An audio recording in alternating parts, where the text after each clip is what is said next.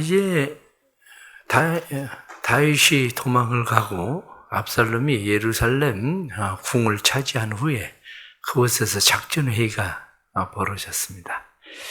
이 작전회의를 하면서 모사가 아주 뛰어난 아히도벨을 불러서 어떻게 할까? 그리고 작전 계획을 짜니까 아히도벨이 이야기하기를 나한테 군인 12,000명만 주십시오. 그러면 제가 밤중에 다윗을 급습하겠습니다. 그래서 다윗을 죽이면 다윗의 모든 사람들은 다 왕에게로 돌아올 겁니다. 그리고 이야기를 합니다. 그 이야기를 들은 압살롬의 마음 가운데 후세는 어떤 생각을 가지고 있나 궁금했습니다. 그래서 후세를 불러서 후세에게 아히도벨은 그렇게 이야기하는데 너는 어떻게 생각하냐 하고 이야기하니까 후세가 이야기하기를 참 위험한 생각입니다. 왜냐하면 밤중에 급습을 한들 다윗 왕이 군인들과 함께 잠을 자고 있다고 누가 보장을 하겠습니까? 어디 굴에나 어디 왕은 따로 숨어서 있을 텐데 그러다가 만일 왕의 군인들이 죽었다고 이야기를 들으면 소문이 퍼지면 사람들이 압살롬은 이제 또 망했다 이렇게 생각하지 않겠습니까? 그렇게 할 것 없이 이스라엘의 전 군인을 모으십시오. 다윗의 군대들이 얼마 되지 않으니까 이스라엘의 모든 군사를 모아서 다윗을 한 번에 치십시오. 이렇게 이야기하니까 압살롬이 둘 중에 어떤 것을 선택하기는 해야 되는데 위험을 감수해가면서 그렇게 해야 될 이유가 별로 없을 것 같아요. 그러니까 후세의 의견을 따르게 됩니다. 그 후세의 의견을 따르게 되니까 후세가 그 일을 제사장에게 알게 하죠. 제사장에게 가서 전해서 빨리 왕에게 도망을 가라고 그래라. 요단 건너로 도망을 가게 만듭니다. 그런데 도망을 가게 만드는 일에 그 일의 전령을 맡았었던 사람이 아히마스와 요나단이라는 사람이 전령을 맡았는데 이들이 도망을 가다가 걸리게 됩니다. 숨을 곳이 없게 되니까 한 마을에 여인의 집에 물 없는 우물로 내려가서 숨었어요. 그런데 그 여인이 그 우물 위에다가 멍석을 널고 곡식을 널어버리죠. 그래서 그들이 위험을 모면하게 되었다. 이렇게 이야기합니다. 마침내 다윗의 모든 군대들이 요단을 건너가게 되고 요단을 건너가게 되었을 때에 요단 건너 암몬족 사람들이 와서 다윗을 후대하게 된다. 그들을 영접하고 그들에게 먹을 것을 주었다. 이런 이야기가 바로 오늘 성경 본문에 나타난 말씀이죠. 우린 살아가면서 인생의 길이 내게 있지 않다는 걸 우린 잘 깨달아야 됩니다. 오늘 14절에 나타난 말씀을 보면 압살롬과 온 이스라엘 사람이 이르되 아렉 사람 후세의 계략은 아히도벨의 계략보다 낫다 하니 이는 여호와께서 압살롬에게 화를 내리려 하사 아히도벨의 좋은 계략을 물리치라고 명하셨습니다라. 압살롬은 사실은 이게 내가 선택을 하고 있는 이 일이 무엇을 선택하는 것이 내 주도적인 생각이라고 생각하고 있지만 주도적인 생각이 아니라는 거죠. 성경 말씀할 때에 그것을 선택하고 결정하도록 만드는 것이 누가 하는 일이냐? 그것은 하나님이 하시는 일이다. 그래서 말씀 무엇라고 이해합니까? 여호와께서 압살롬에게 화를 내리려 하사 성경은 그렇게 되어 있습니다. 아히도벨의 좋은 계략을 물리치라고 명령하셨다. 그렇습니다. 하나님께서 그 생각 속에 아히도벨의 계략을 물리치게 하시고 그리고 하나님은 후세의 계략을 선택하도록 만든 거죠. 우리가 그것을 잘 알 수 있는 것 중에 하나가 바로 에스더서입니다. 에스더서에 아하수에로 왕이 하만의 계략을 선택하죠. 그래서 하만으로부터 많은 돈을 받고 유대인들을 다 죽여라. 그리고 이 아하수에로 왕이 하만에게 그 명령을 줘요. 그게 너희 뜻대로 해라. 그런데 에스더가 하나님 앞에 기도하고 아하수에로 왕에게 나아갔을 때에 아하수에로 왕은 에스더를 받아들입니다. 이게 그냥 받아들이는 일이냐? 결코 그렇지 않다는 거죠, 성경은. 그냥 받아들이는 일이 아니라 하나님께서 아하수에로 왕의 마음을 움직였고, 그리고 에스더의 말을 받아들여서 하만을 멸하는 일에 하나님께서 역사하시는 일이라고 성경 말씀하고 있는 거죠. 오늘 우리가 하루를 살아가면서 어떤 일을 계획하고 어떤 일을 결정하는 그러한 일들, 그 일들이 내 생각대로만 되는 것은 아니라는 거죠. 그래서 잠언 16장 9절 말씀에 사람이 마음으로 자기 길을 계획할지라도 그 걸음을 인도하시는 분은 여호와시니라. 마음으로 계획해도 그 걸음을 인도하시는 분은 하나님이십니다. 시편 37편 23절 말씀에도 여호와께서 사람의 걸음을 정하시고, 사람의 걸음을 정하시는 분이 누구냐면, 내가 그 걸음을 정하고 내 마음대로 가는 것 같아도 내 계획대로 되는 것이 아니라 하나님이 하신다는 거죠. 우리는 오늘 하루 새벽에 나와서 왜 기도합니까? 새벽에 나와서 우리가 기도하는 이유는 우리의 걸음을 정하시는 분이 하나님이라는 것을 믿기 때문이죠. 내가 가는 길이 필경은 사는 길처럼 생각해도 성경에 말씀한 대로 그 길이 사망의 길일 수도 있는 거죠. 그런데 하나님께서 사람의 계획을 성취하시는 분, 그래서 우리가 계획하고 한 모든 일들을 이루시는 분이 하나님이시라는 것을 우리는 알기에 오늘 새벽에 나와서 기도하는 겁니다. 우리 사랑하는 성도들의 삶에 하나님께서 내가 알지 못하는 사이에 내게 명령하시고 내 걸음을 인도하시고 내 걸음을 지도하시고, 그래서 다윗이 고백하던 것처럼 사망의 음침한 골짜기에서도 우리를 건지신 하나님의 은혜가 삶 속에 일어날 수 있기를 바랍니다.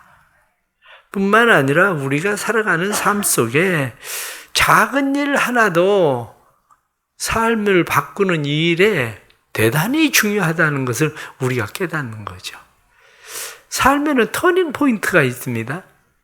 오늘 여기 성경 본문에 나타난 말씀에 지금 다윗은 사실은 후세를 그곳에 남겨두었지만 어떤 일이 일어나고 있는지 몰라요.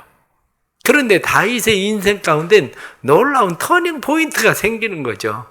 죽고 사는 문제가 거기에서 일어납니다.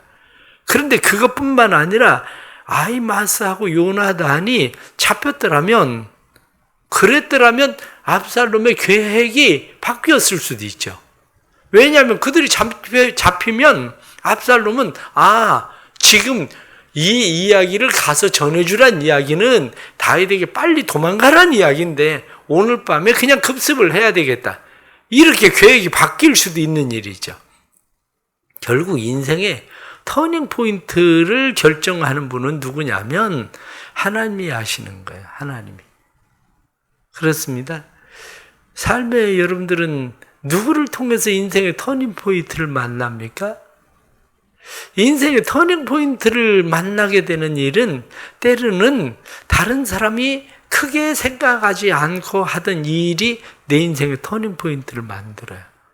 누군가가 너 참 글을 잘 쓴다, 이야기하는 한마디가 그로 하여금 작가가 되게 하고, 넌 노래를 참 탁월하게 잘하는데 라는 말 한마디가 그 사람으로 하여금 음악가가 되게 합니다. 많은 사람들의 인생에 말 한마디가 대단히 중요한 것은 우리가 성경에 나타난 말씀 사도행전에 사도 바울이 되기 전에 사울이 다메섹 도상에서 예수 그리스도를 만나요. 그것이 인생의 터닝 포인트이죠. 그런데 그가 앞을 볼 수가 없어요. 왜? 그때 빛을 봤는데 눈이 멀어버렸어요. 하나님께서 아나니아에게 말씀하십니다. 아나니아야, 가서 사울에게 안수해서 보게 해라. 그 이야기를 들은 아나니아가 눈이 멀어서 식음을 전폐하고 있었던 사울에게 찾아갑니다. 그리고 그에게 안수하면서 기도합니다. 형제 사울아, 주께서 너를 보게 하신다. 형제 사울아. 별 이야기 아닌 것 같은데 아나니아가 그를 형제로 처음 받아들인 사람이에요.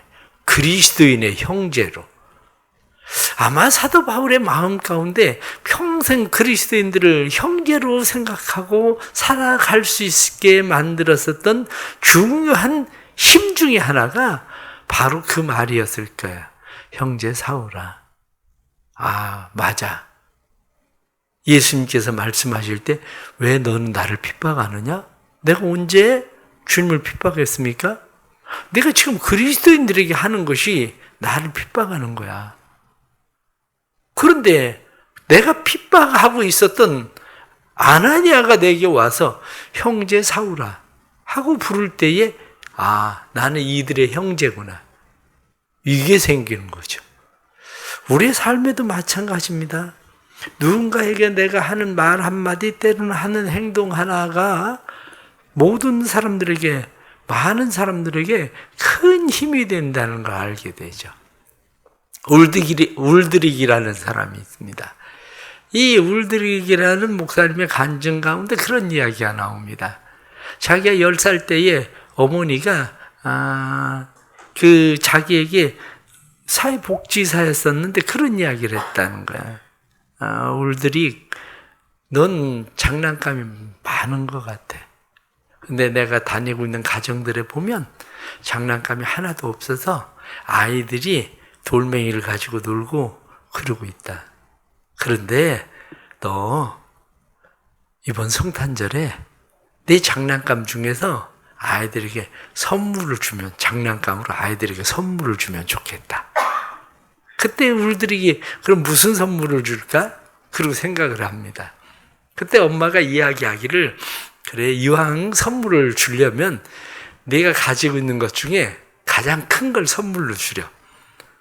그때 울드릭은 그러겠다고 대답을 했어요. 그런데 자기 집에 가장 큰 장난감이 날개가 엄청 큰 작은 애들이 타도 될 만한 그런 비행기였어요. 주겠다고 약속은 했는데, 그런데 그 비행기를 보고 나니까 마음이 주고 싶지 않은 거야. 그런데 미국의 아이들이 정서가 한번 누구하고 무슨 약속을 하면 약속을 지켜야 되는 그런 신뢰에 대해서 한마디 신용에 대한 훈련을 늘 받았기 때문에 하는 수 없이 그 장난감 중에 가장 날개가 큰 비행기를, 어린아이가 탈 만한 비행기를 선물로 누군가에게 주었어요. 세월이 흘러서 이 울드릭이라는 사람이 신학교를 나오고 그리고 목회를 하게 되었습니다. 목회를 하는데 어느 한 가정에 청빙을, 이제 그 한 교회에 청빙을 받았어요. 그래서 그 교회 청빙을 받아서 그 교회에 심부를 하게 되는데 그 교회 장로님하고 집사님하고 이야기를 하게 돼요. 장로님은 747 보잉 비행기 조종사예요. 그의 동생은 공군 최신 비행기 조종사예요. 그의 동생은. 형은 그 교회 장로고 그리고 동생은 그 교회 집사예요. 그 교회. 이야기를 하다가 보니까 무슨 얘기를 하게 되느냐면 자기들이 어렸을 때 어떻게 공군이 되었는지에 대한 이야기를 해요. 그게 다름 아니라 울드릭이 준 비행기를 받은 그 아이들이 둘이, 이 형제가 매일 비행기를 가지고 놀면서 조종사가 되겠다는 꿈을 꿔요. 그리고 마침내 한 사람은 비행기 조종사가 돼서 747 보잉 비행기 조종사를 하고 한 사람은 공군 최신 비행기를 조종하는 비행사가 돼. 별거 아닌 작은 일 같지만 그러한 일들이 누군가에게는 새로운 비전을 주고 살게 만들고 새 힘을 주는 그런 일들이 된다는 사실을 우리가 알게 되죠. 특별히 오늘 성경 본문에도 나타나는 말씀을 보면 다윗이 마하나임에 이르렀을 때에 암몬 족속에게 속해 있었던 27절 말씀 보면 라빠 사람 나스의 아들 소비와 로데발 사람 암미엘의 아들 마길과 로글림 길르의 사람 바르실레가 심상도 가져오고 대야, 질그름, 밀, 보리, 밀가루, 볶은 곡식, 콩, 팥 이런 모든 것들을 가지고 왔다. 왜? 성경 말씀 보니까 그들 생각에 백성이 들에서 시장하고 고운하고 목마르겠다 함이라. 그렇습니다. 다른 사람이 힘들고 어려운 일을 상황을 만났을 때에 그저 모르는 채 지나치는 게 아니라 누군가에게 힘들겠다, 피곤하겠다 그 생각을 하는 일이 얼마나 중요한지 우리는 그것을 알게 됩니다. 우리 주변에도 그런 사람들이 많아요. 그래 보니까 그런 이야기가 나옵니다. 추운 날씨에 한 여인이 차를 세우고 차 앞에서 서 있습니다. 지나가는 사람들이 그냥 차를 지나가는데 한 사람이 할머니가 뭐가 필요한가 보다. 그래서 차를 세웁니다. 차를 세우고 할머니에게 다가가는데 할머니가 이 사람을 볼 때 갑자기 마음이 움찔하는 생각이 들어갑니다. 왜냐하면 그 사람이 그저 거친 사람처럼 보여지거든요. 옷도 좋은 옷을 입은 게 아니고 남루하고. 그런데 이 사람이 다가와서 그렇게 이야기합니다. 할머니, 뭐가 필요하세요? 무슨 도움이 필요하세요? 그리고 와서 묻습니다. 보니까 차가 벙커가 났어요. 벙커가 났는데 할머니 혼자서 차를 어떻게 할 수가 없는 거죠.